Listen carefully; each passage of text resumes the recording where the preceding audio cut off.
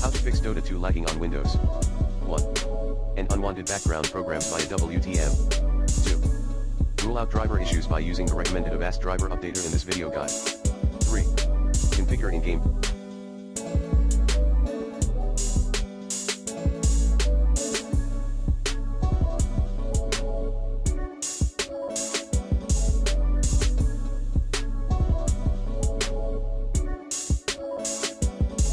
Video settings like this.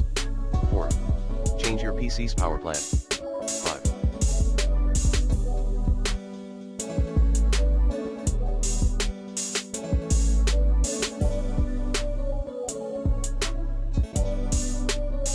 Adjust the proxy settings by disabling automatically detect settings.